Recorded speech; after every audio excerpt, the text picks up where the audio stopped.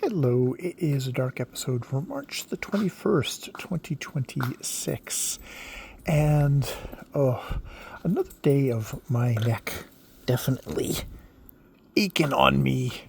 Yes, very much. Ache.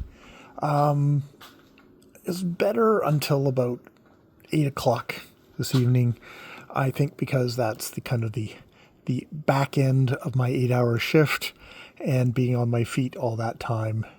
I think it just kind of caught up with me with that, and maybe not jumping on the Advil train immediately, though I have to say it hasn't really eased up off of it since then. So either I just didn't catch it, or I think it's just sort of a bit of the day catching up with me that way. I have a weekend, so I will try and take it easy on that. Well, it's funny, my neck is definitely the thing that's aching at the moment. My back is fine, so I need to continue to gently do my back exercises so my back does not fuck up, because I do not want to have a fucked up back and a fucked up neck at the same time. That would suck even more. Got some writing done. Silly writing.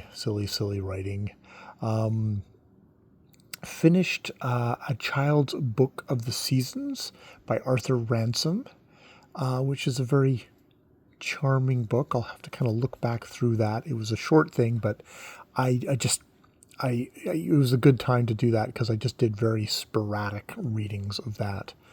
But enjoyed myself. It was charming in a highly classist sort of way. And it semi rankled me of, yes, visiting the farmers as they struggle, getting to pretend that we're a part of it, even though we're very much not a part of it. We're looking on it as rather privileged outsiders.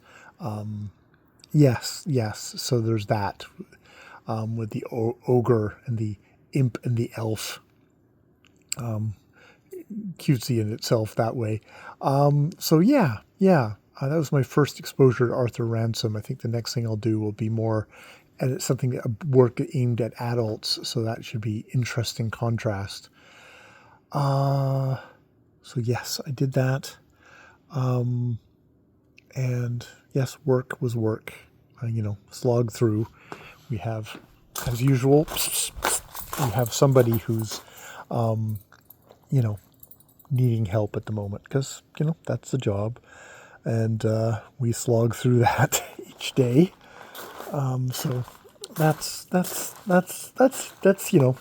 job, and it is the the stuff we do to try and help people's get themselves through their lives, which is worth it, both money wise and just kind of, okay, I'm doing something here that's meaningful in a way. God, I am also at the moment I'm reading and listening to two different books by two different female authors, separated by, I think, like 36 years in publication dates. One from like 1995 and one from maybe 2025. So maybe a little bit closer together, but it's still, a distance. And it's just like, okay, there's some kind of threads in here. One's a mystery, one is a romantasy, yet in some ways I weirdly want to connect these two books together in how they deal with violence against women,